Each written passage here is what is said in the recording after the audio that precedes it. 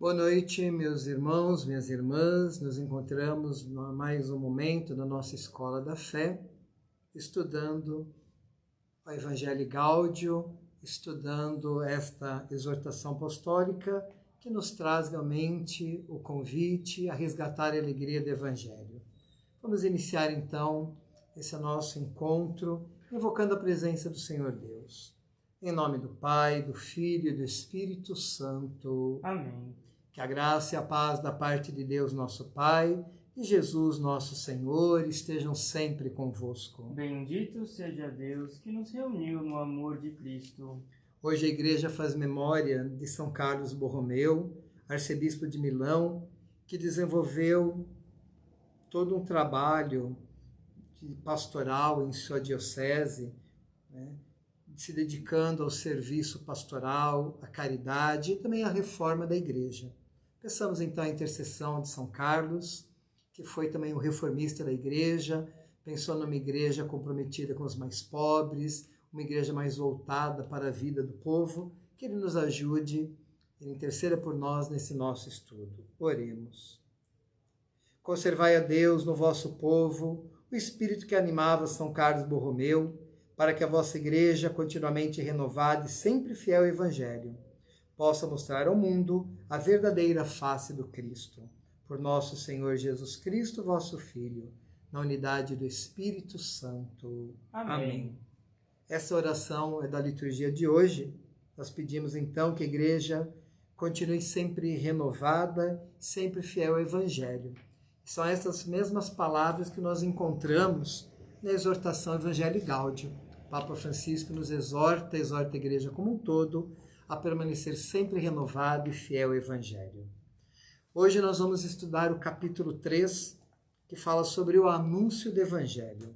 Então, aqueles que têm o documento, vamos já pegar o nosso documento em mãos, para que possamos acompanhar. Semana passada nós vimos, só uma breve recordação, nas últimas 2 semanas, os desafios para a evangelização no mundo de hoje. Os desafios de evangelização no mundo de hoje. Desafios culturais, econômicos, sociais, políticos, mas também vimos os desafios internos à vida da igreja, com as tentações que acabam no dia a dia, se fazendo presente na vida dos agentes pastorais. Hoje o capítulo 3 fala sobre o anúncio do Evangelho. Ele vai dos parágrafos 110 a 175. Vamos ver se a gente consegue trabalhar todo esse conjunto do capítulo 3. Então, para começarmos, o parágrafo 110, que vou pedir para o Felipe ler as primeiras 2 frases desse capítulo para nós. Depois de considerar alguns desafios da realidade atual, quero agora recordar o dever que incumbe sobre nós em toda e qualquer época e lugar. Porque não pode haver verdadeira evangelização sem um anúncio explícito de Jesus como o Senhor, e sem existir uma primazia do anúncio de Jesus Cristo em qualquer trabalho de evangelização. O Papa já apontou algo muito importante, que é o essencial desse capítulo. Não pode haver verdadeira evangelização sem o anúncio explícito de Jesus Cristo como Senhor. Jesus Cristo é o centro da nossa fé. Tudo aquilo que nós realizamos, fazemos, é para anunciar Jesus Cristo e o seu reino.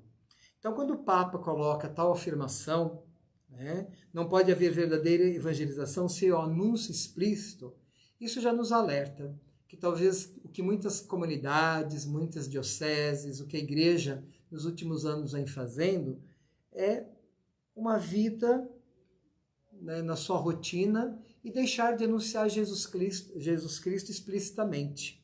O porquê disso? Na conferência de Aparecida, os bispos já nos deram uma resposta.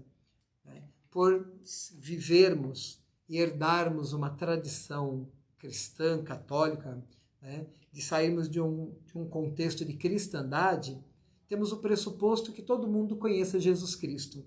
Todo mundo o conheça, todo mundo conheça a sua palavra. Então paramos de anunciar e falar em Jesus. Como evangelizar se nós não falamos naquele que é o centro e razão da nossa vida? Então, quando ele diz isso, sem esse anúncio explícito, não existe verdadeira evangelização, nós temos que jogar de fora esse pressuposto. O mundo, muitas pessoas, milhares de pessoas, ainda não conhecem Jesus. Evangelizar é levar o nome de Jesus, a sua pessoa, o seu projeto a todas as pessoas. Né? E logo depois de colocar isso pontualmente, sobre esse anúncio explícito, esse capítulo, o Papa vai buscando nos mostrar de que maneiras, em que lugares, quais espaços que nós devemos anunciar explicitamente Jesus Cristo como Senhor. Ele começa com um subtítulo dizendo: todo o povo de Deus anuncia o Evangelho. No parágrafo 111, a primeira afirmação é a seguinte: a evangelização é dever da Igreja. Este sujeito de evangelização, porém, é mais do que uma instituição orgânica e hierárquica. É, antes de tudo, um povo que peregrina para Deus. Evangelizar é um dever de todo batizado. Aqui o Papa lembra que, quando se fala de evangelização, que muitas vezes nós falamos da igreja como se a igreja estivesse distante de nós. É uma estrutura, é um templo, é a hierarquia. Esquecemos que a igreja é um povo de batizados, um povo que pertence ao Senhor, um povo que foi escolhido para ser um povo santo, uma nação que vive, que ama o Senhor Deus. Então aqui o Papa já lembra que evangelizar é dever de todo batizado. Não é apenas do bispo, não é apenas do padre, do catequista.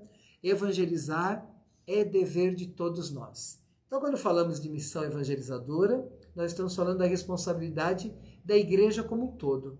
Não adianta pensar que só os catequistas que evangelizam, ou só a equipe da pastoral missionária que vai evangelizar, ou só um outro grupo, a pastoral da criança que evangeliza, não. A verdadeira evangelização acontece no todo da igreja. Ou a igreja como um todo é missionária, ou ela não é missionária. Então, o Papa já pontua isso para nós, falando sobre todo esse povo de Deus que anuncia o Evangelho. No parágrafo 112, o Papa traz algo também importante para nós. Lê para nós a primeira frase, Felipe. A salvação que Deus nos oferece é obra da sua misericórdia. Não há ação humana, por melhor que seja, que nos faça merecer tão grande dom.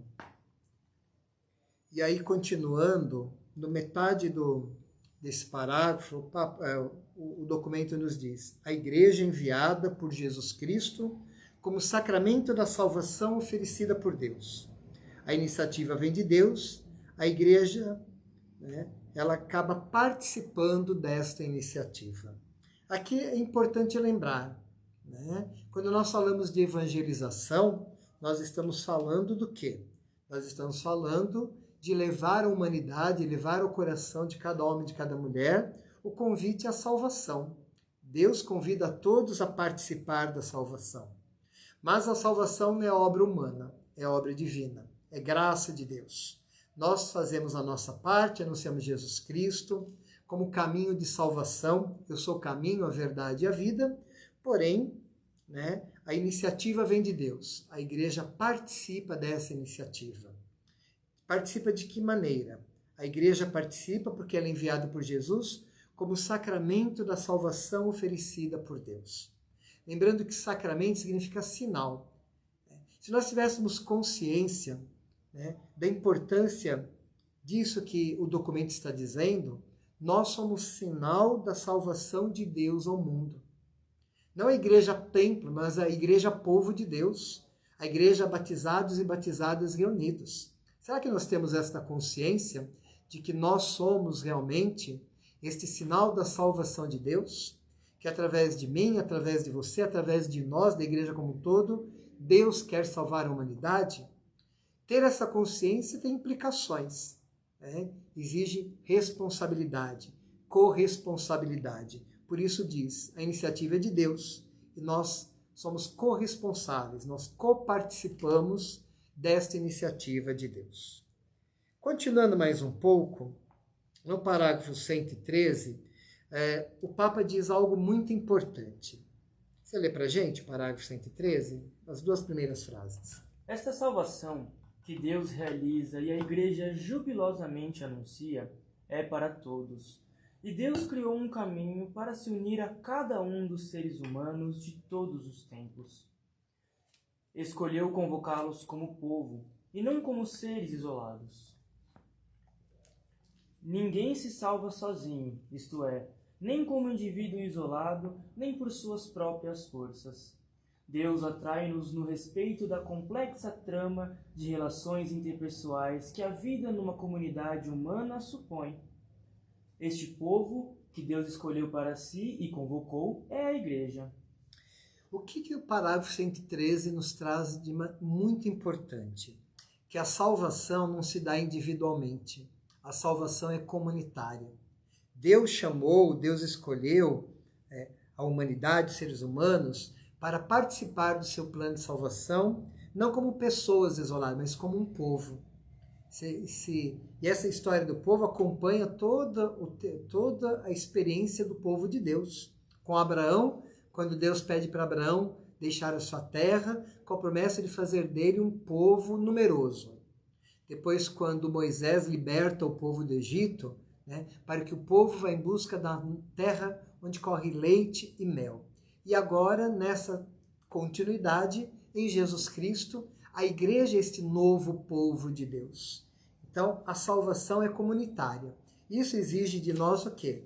Pararmos de dizer e ajudar as pessoas quando dizem, eu não preciso ir à igreja, eu vivo a minha fé em casa, eu vivo sozinho a minha fé, eu tenho meu Deus, eu faço as minhas orações. E aqui está um segredo. A salvação é comunitária. Temos que nos sentir pertencentes a esse povo de Deus. Se eu não faço parte do povo de Deus, eu estou me excluindo. Porque o próprio parágrafo disse que a salvação é para todos. Quem não participa deste povo chamado à salvação é porque está se excluindo. Então isso é muito importante para termos presente. E no parágrafo 114, o Papa resgata um conceito que vem do Concílio Vaticano II. Ele diz: ser igreja significa ser povo de Deus. De acordo com o grande projeto do amor do Pai, isto implica ser o fermento de Deus no meio da humanidade. Quer dizer, anunciar e levar a salvação de Deus a este nosso mundo, que muitas vezes se sente perdido, necessitado de ter respostas, que encoraje e dê esperança um novo vigor para o caminho.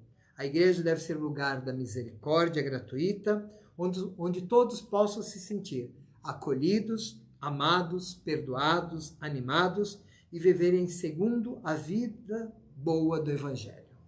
Aqui o Papa, então, traz a definição da igreja como povo de Deus. Durante muito tempo, na história da igreja, muitas formas de definir a igreja se contradiz essa imagem do povo. Antes a igreja era só vista como a hierarquia, então o bispo, o padre, os diáconos. A igreja era vista como uma realidade distante, uma realidade inatingível. Aqui o Papa resgata o conceito que o Concílio Vaticano II trouxe. Igreja, povo de Deus. Povo que caminha, povo que peregrina, povo que erra, mas povo que está sendo guiado pelo Senhor. E aqui este povo vai ser fermento de Deus para a salvação da humanidade. Olha que interessante.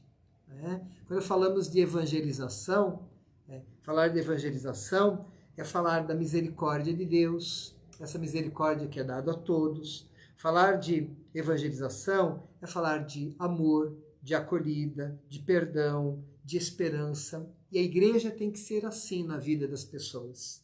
Se a igreja não for tudo isso, ela não é sinal da salvação de Deus. Por isso o Papa convida a sermos uma igreja que, num processo contínuo de conversão, de mudança, sermos uma igreja em saída. No parágrafo 115, vamos ouvir as duas primeiras frases. Este povo de Deus encarna-se nos povos da terra, cada um dos quais tem a sua própria cultura. A noção de cultura é um instrumento precioso para compreender as diversas expressões da vida cristã que existem no povo de Deus. Aqui nesse parágrafo 115, o Papa quer nos dizer, que ele tem um subtítulo, quem nos acompanha tem um testemunho, um povo com muitos rostos. que este povo de Deus não é um povo homogêneo, mas é um povo que está presente, né, em todos os povos da terra. Cada um tem a sua própria cultura, e o dom de Deus ele vai se encarnar na cultura que cada um tem. Isso nos ajuda a perceber, a perceber e viver a experiência da igreja, a igreja na sua diversidade.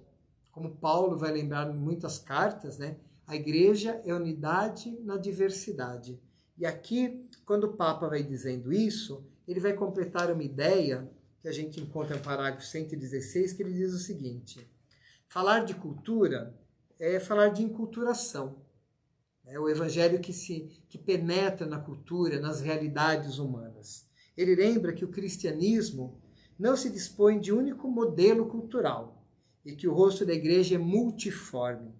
É preciso descobrir a beleza deste rosto pluriforme. O que o Papa está querendo dizer para nós? Que cada lugar, cada cultura, cada povo, que é povo de Deus, tem o seu jeito de ser. A igreja no Brasil de um jeito, a igreja na Ásia de uma outra maneira, a igreja na África é de outra maneira, na Oceania, mas todos nós somos povo de Deus. E aqui quando o Papa fala de descobrir essa beleza deste rosto pluriforme, ele já nos alerta algo importante, que nós não podemos pensar num único modelo de evangelização. Cada realidade exige pensarmos e sermos criativos de como evangelizar. Não dá para a gente pensar que para evangelizar o Brasil nós vamos usar o mesmo método que usa na Europa. Isso já aconteceu quando os primeiros evangelizadores chegaram aqui. E a primeira coisa que se criou nas Américas, né, foi dizimar os povos originários. Porque vieram com o cristianismo da Europa, uma cultura branca, se depararam com outras culturas, dizimaram, forçaram as pessoas a abandonar a fé que tinham nos seus deuses. Né? Não houve um processo de evangelização tranquilo e sereno. Então o Papa diz que isso também não acontece nos dias de hoje. Não podemos ter um único modelo de evangelização. E ele completa essa ideia no parágrafo 117. Ele diz: a diversidade cultural não ameaça a unidade da igreja. É a unidade na diversidade.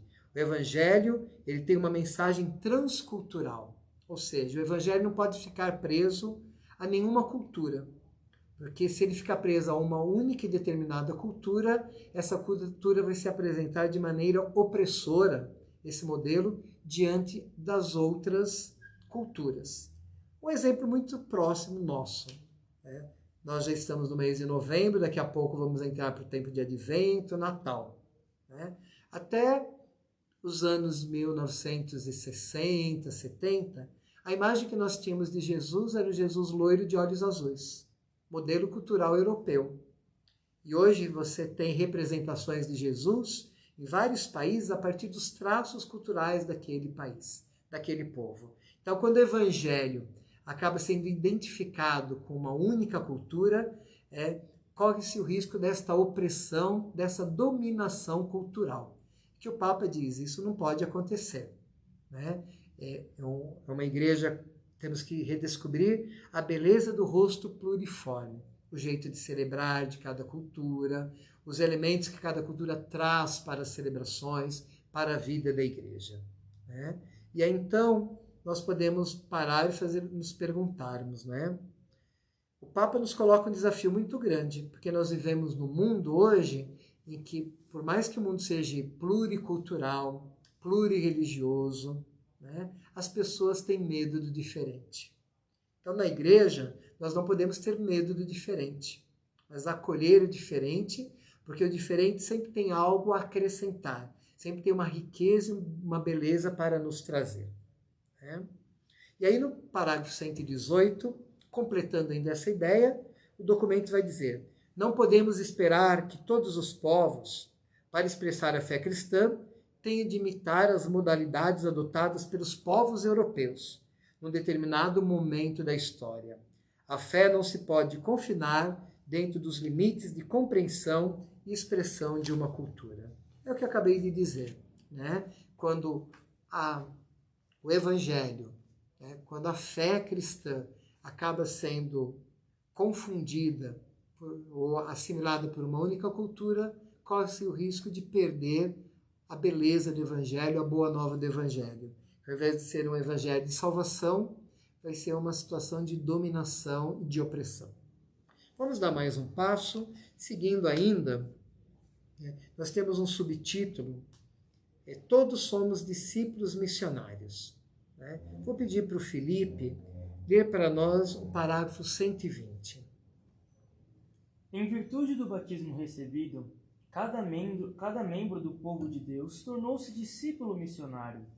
Cada um dos batizados, independentemente da própria função na igreja e do grau da instrução de sua fé, é um sujeito ativo da evangelização. E não seria apropriado pensar em um esquema de evangelização realizado por agentes qualificados, enquanto o resto do povo fiel seria apenas receptor das suas ações.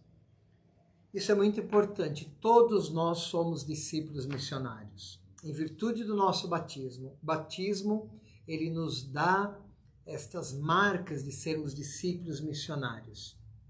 E cada um dos batizados é um sujeito ativo da evangelização. E aqui o Papa diz algo muito importante, né? A gente muitas vezes acha que para ser evangelizador nós precisamos ser qualificados.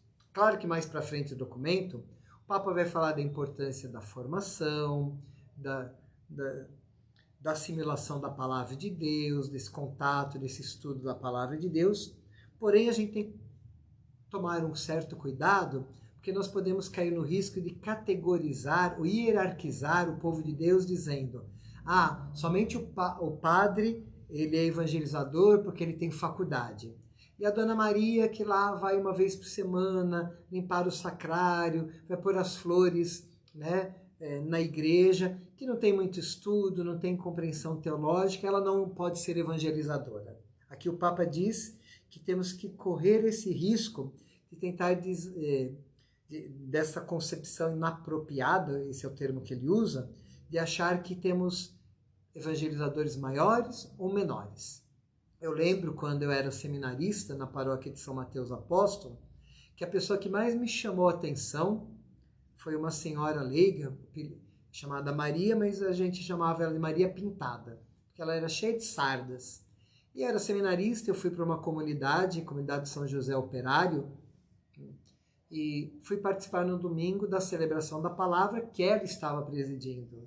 Olha, fiquei de queixo caído, porque o que aquela mulher falava, você sentia que era algo que ela vivia. Colocava qualquer padre no bolso. E alguém que não tinha muito estudo, era alguém que vivia da sua fé, mas ela falava daquilo que o coração estava cheio e repleto. Então o Papa lembra isso, todo batizado recebe essa condição de discípulo e missionário e é um sujeito ativo da evangelização. Isso significa que a nova evangelização, lembrando que a Evangelii Gaudium, essa exortação, é em vista dessa nova evangelização para a transmissão da fé, deve implicar no novo protagonismo de cada batizado e batizada. Aí podemos nos perguntar, mas por que será que os batizados e batizadas não se comprometem? Por que aqueles que foram batizados cruzam os braços? Porque são somente aqueles que se comprometem? Uma pergunta que a gente tem que fazer. Quando o Papa reforça nesse novo protagonismo de cada batizado, nós temos que nos perguntar, enquanto igreja, o que ocasionou essa omissão, essa preguiça, esse comodismo dos batizados e batizadas. Será que foi nosso processo de iniciação à vida cristã? Será que foi a formação inadequada? Será que foi aquele pressuposto? Todo mundo já é católico, está tudo bem, tudo resolvido? Então isso é importante, esse protagonismo. E essa palavra é uma palavra-chave em muitos documentos e que, principalmente a partir do Concílio Vaticano II e nas conferências latino-americanas dos bispos, se utiliza muito o protagonismo para falar dos leigos e leigas, que são os grandes protagonistas da evangelização, dessa nova etapa da evangelização que nós entramos. E aí continua ainda no parágrafo 120 dizendo: cada cristão é missionário na medida em que se encontrou com o amor de Deus em Cristo Jesus. Foi a experiência da Maria Pintada que eu dizia, né? O amor de Deus preenchia tanto a vida dela que ela falava de Jesus encantada por Jesus. E sem essa experiência, vamos voltar lá na introdução do documento, no primeiro capítulo, na conferência de Aparecida, né? Essa experiência do amor se dá no encontro com a pessoa de Jesus Cristo. Talvez muitos dos batizados e batizadas não sejam protagonistas, não se comprometam com a evangelização, porque não fizeram ainda a experiência do encontro com Jesus. Não tiveram essa experiência forte que transformou e mudou a vida deles. Parágrafo 121, lê pra gente, Felipe, as duas primeiras frases. Certamente, todos somos chamados a crescer como evangelizadores. Devemos procurar simultaneamente uma formação melhor, um aprofundamento do nosso amor e um testemunho mais claro do Evangelho. Nesse sentido, todos devemos deixar que os outros nos evangelizem constantemente. Isso não significa que devemos renunciar à missão evangelizadora, mas encontrar um modo de comunicar Jesus que corresponda à situação em que vivemos.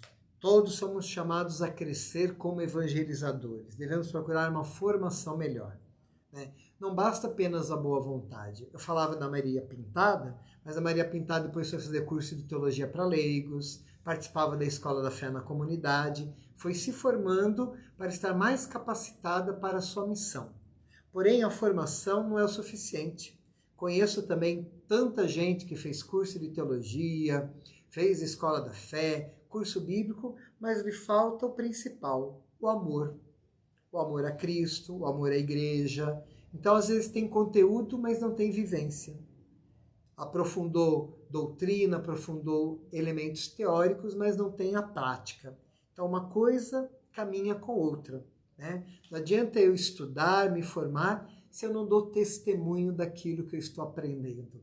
Se aquilo que eu estou aprendendo não se traduz na minha vida em forma de uma prática nova, né? O que a gente chama muito de praxis, que é aquela prática que transforma a minha vida, a minha comunidade, o entorno onde eu vivo. Agora, interessante que a última frase que o Felipe leu para nós diz o seguinte: é preciso encontrar um modo de comunicar Jesus que corresponda à situação que nós vivemos, né? Não existe uma receita pronta. Cada situação nós temos que encontrar um modo. Falar de Jesus na igreja é uma coisa. Falar de Jesus no ambiente de trabalho é outra. Falar de Jesus na escola, na universidade é uma outra maneira. Então o evangelizador, ele tem que ter esta abertura, e aí acho que é importante para nós falar de abertura ao Espírito Santo, para que nos ajude a encontrar esses caminhos, esses meios de comunicar Jesus nas várias situações em que nós vivemos. Continuando ainda o texto, o Papa fala de algo muito importante, um subtema que se tem: a força evangelizadora da piedade popular. É o parágrafo 122, 123. Ele diz o seguinte para nós. Ele diz que a força evangelizadora, parágrafo 122, a força evangelizadora da piedade popular é uma verdadeira expressão da atividade missionária. Então, como usar a piedade popular, né? Todos os elementos da piedade popular são repletos de atividade missionária. Vamos entender isso. Quando o Brasil foi descoberto e começa a ser evangelizado, né, muitas famílias vieram de Portugal para morar aqui no Brasil. Haviam poucos padres, quase o bispo fazia suas visitas de tempo em tempo também. O que manteve a fé do povo? A piedade popular. A reza do terço, as novenas aos santos, né? as romarias e procissões nas festas dos santos, os que hoje muitas casas retomaram isso, mas o que a gente chama, né, os oratórios domésticos, os oratórios familiares, são elementos da piedade popular que tem uma força muito grande missionária. Se pensarmos trazer para os dias de hoje, a experiência do movimento de Schanstatt, a Mãe Peregrina, a imagem de Nossa Senhora que vai peregrinando de casa em casa. Isso é uma força missionária. Então, como se utilizar desta piedade popular para evangelizar nos dias de hoje? Né? Ainda continua dizendo no parágrafo 123, a piedade popular traduz em si certa sede de Deus que somente os pobres e os simples podem experimentar. Né? As pessoas têm sede de Deus. E quando se utilizam da piedade popular é porque estão buscando a Deus. E se estão buscando a Deus, é porque Deus quer ser encontrado. Então, evangelizar é possibilitar este caminho de encontro do Senhor.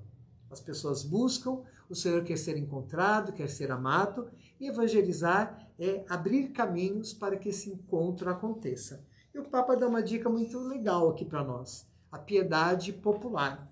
E que já a Conferência de Aparecida dizia que esse é o grande tesouro da Igreja na América Latina. Né? E aí então, passando sobre a piedade popular, lembrando que esses temas estão ligados a um tema maior, né? Falando que todos nós somos discípulos missionários, que todos nós podemos evangelizar. Como é que nós podemos evangelizar? Através da prática da piedade popular, usando os elementos da piedade popular, e aí também nos traz outros elementos interessantes. Né? Parágrafo 127 e 128 fala que nós evangelizamos, a evangelização é um contato pessoal, de pessoa a pessoa. Felipe, lê pra gente o parágrafo 127, ele todo. Hoje que a igreja deseja viver uma profunda renovação missionária, há uma forma de pregação que nos compete a todos como tarefa diária. É cada um levar o evangelho às pessoas com quem se encontra, tanto aos mais íntimos como aos desconhecidos. É a pregação informal que se pode realizar durante uma conversa, e também a que realiza um missionário quando visita um lar. Ser discípulo significa ter a disposição permanente de levar aos outros o amor de Jesus. E isso sucede espontaneamente em qualquer lugar, na rua, na praça, no trabalho, num caminho. Viu como todos nós podemos ser evangelizadores? Que aquilo que o Papa fala que todo batizado tem essa dimensão de discípulo missionário? Por quê? Aí ele diz, nosso contato de pessoa em pessoa, a chamada pregação informal, quando levamos o evangelho para alguém, quando mandamos pelo WhatsApp de manhã uma reflexão bíblica para alguém, né? No ambiente de trabalho, na rua, essa pregação informal é algo muito importante, que nós podemos utilizar todos os dias, em todos os momentos. Porém, aí, importante algo. Né? Nós pregamos quem? Jesus Cristo. Precisamos conhecer Jesus. Nós pregamos quem? O quê? A palavra de Jesus. Precisamos conhecer a palavra. Se eu não conheço a palavra de Deus, como é que eu vou fazer uma pregação? Se eu não fiz a experiência de encontro com Jesus, como é que eu vou falar do amor que Ele tem para comigo? Então, vejamos que a pregação informal é muito importante, porque a primeira forma da gente evangelizar é essa evangelização pessoal, essa transmitir a nossa fé de pessoa em pessoa, com essa pregação informal, mas eu preciso ter alguns elementos. Preciso conhecer um pouco da palavra de Deus, preciso viver em comunidade, senão eu vou falar do quê? Lembrando que o capítulo 3 começou dizendo que a evangelização ela não se dá sem o anúncio explícito de Jesus Cristo como Senhor. Então, na minha pregação informal, eu vou falar da minha experiência de Jesus como meu Senhor. O que isso implica para mim, na minha vida, no meu dia a dia. E aí, então, o Papa vai falando, passando desse parágrafo 127 para o parágrafo 128, ele vai falando de um processo, É um processo de diálogo pessoal, onde a gente vai apresentando a palavra de Deus, depois a gente vai anunciando o amor pessoal que Deus tem por nós, até falar dessa amizade, dessa dinâmica do amor que nós mergulhamos. Então, olha como nós podemos ser evangelizadores, sermos pregadores informais. Pregação não é só para o púlpito, para o momento do sermão do padre, para a homilia. Podemos fazer isso e devemos no dia a dia na nossa vida. Aí no parágrafo 130 e 131, nós temos um outro subtítulo, Carisma a serviço da comunidade evangelizadora. que é interessante nesses 2 parágrafos? Né? Nesta parte, o documento vai mencionar que existem diferentes carismas dentro da igreja, que todos são dons para renovar e edificar a igreja. Lembra da parábola dos talentos guardados? O talento que é guardado não multiplica. O talento que é utilizado a serviço de todos, esse se multiplica. Então, todos os dons, todos os talentos que nós temos é para renovar e edificar a igreja. E o mais importante, os nossos carismas é o sinal claro da autenticidade, um sinal claro da autenticidade do carisma é sua eclesialidade, a sua capacidade de se integrar harmonicamente na vida do povo de Deus para o bem de todos. Então, se eu tenho um carisma, e uma forma de dizer que ele é autêntico, é quando ele está a serviço da igreja, para o bem comum do povo de Deus. Agora, se meu carisma é só para minha própria promoção, para eu dar um show, que eu me sentir melhor do que todos, esse carisma não tem essa dimensão da eclesialidade. Né? E aí, então, o Papa diz algo importante. Felipe, lê o 131 para nós. As diferenças entre as pessoas e as comunidades por vezes são incômodas, mas o Espírito Santo, que suscita essa diversidade, de tudo pode tirar algo de bom e transformá-lo em um dinamismo evangelizador, que atua por atração. A diversidade deve ser para sempre conciliada com a ajuda do Espírito Santo. Só ele pode suscitar a diversidade, a pluralidade, a multiplicidade e, ao mesmo tempo, realizar a unidade. Vamos lembrar que o Papa falou anteriormente, quando falava do povo de Deus, que esse povo tem uma beleza de um rosto pluriforme. Isso se dá na vida da comunidade. Então, todos nós, com os dons e talentos que temos, somos chamados a evangelizar. Cada um da sua maneira, do seu jeito, com o seu carisma, mas é preciso viver esta experiência, que muitas vezes é incômoda. Né? O diferente nos questiona, o diferente nos inquieta, porém, temos que contar sempre com a ajuda do Espírito Santo, para que o Espírito Santo nos ajude, né, a realizar a unidade na vida da igreja.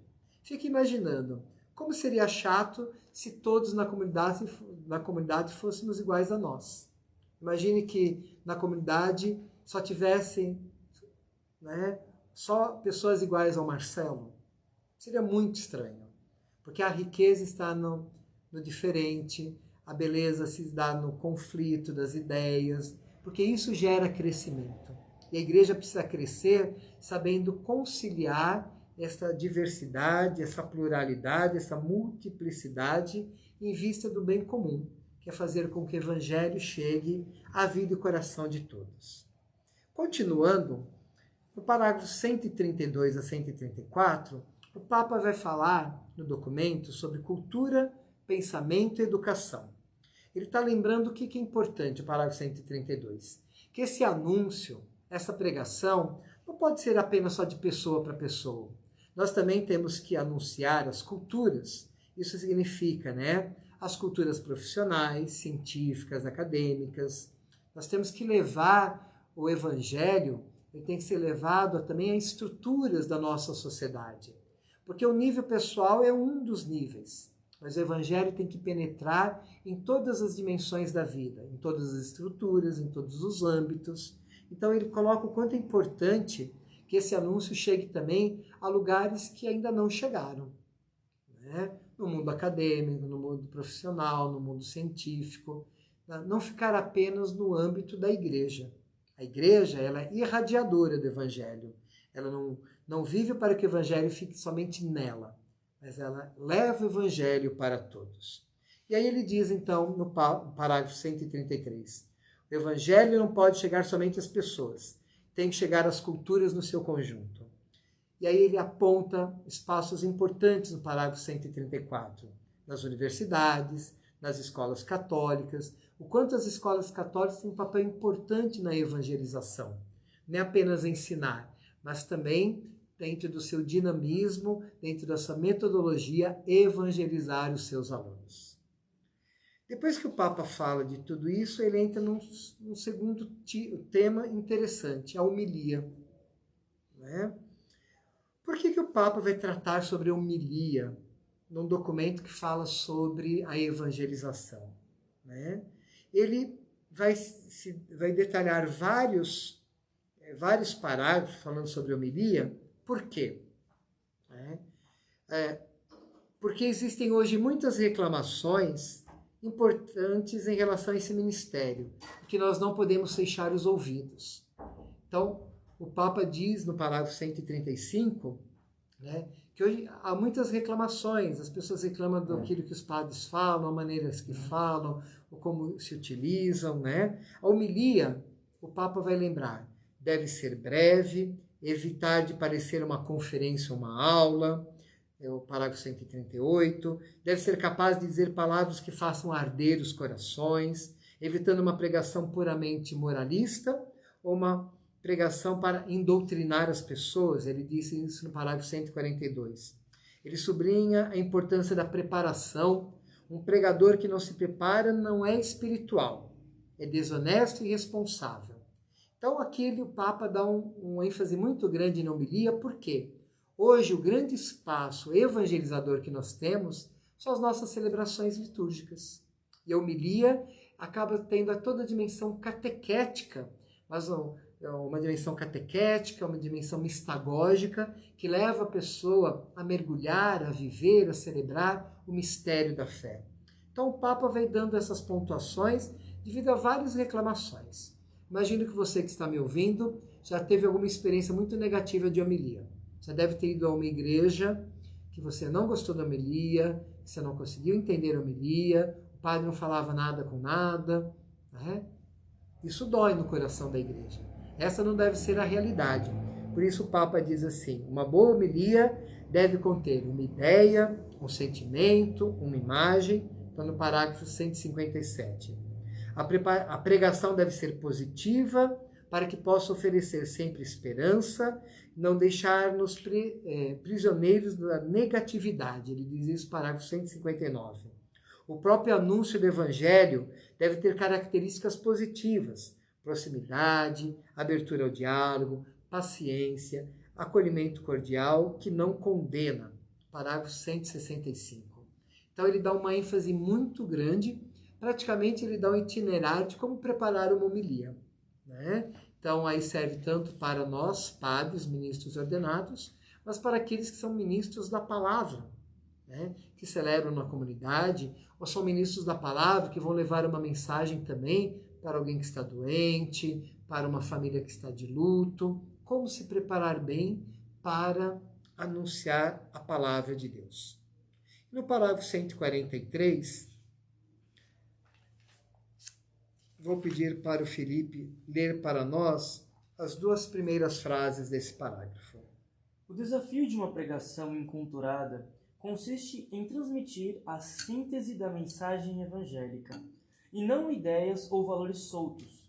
Onde está a tua síntese, ali está o teu coração. A diferença entre fazer luz com sínteses e fazê-lo com ideias soltas é a mesma que há entre o ardor do coração e o tédio. Mais um. O pregador tem a belíssima e difícil missão de unir os corações que se amam, o do Senhor e o do seu povo. Olha que imagem bonita de uma pregação. O pregador tem a belíssima, mas difícil missão de unir os corações que se amam, o do Senhor e do seu povo.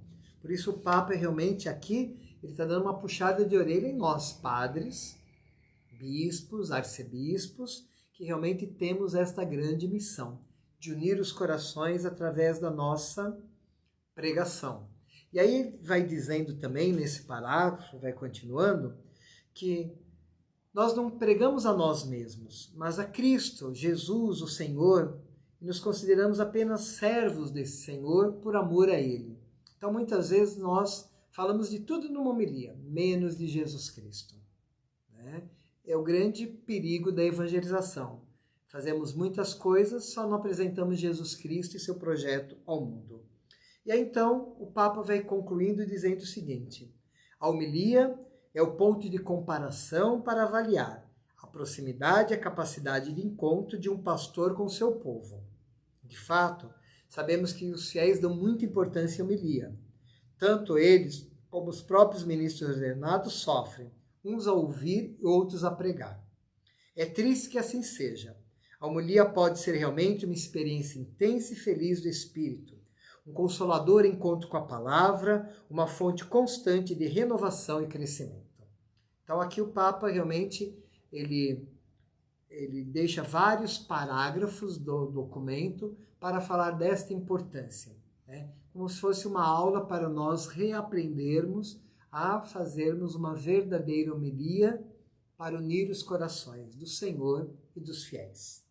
E aí ele continua, e aí ele vai ter um subtítulo, um subtema sobre a preparação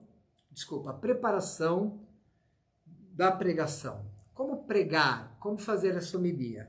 Aí ele vai do parágrafo 145 até o parágrafo 158.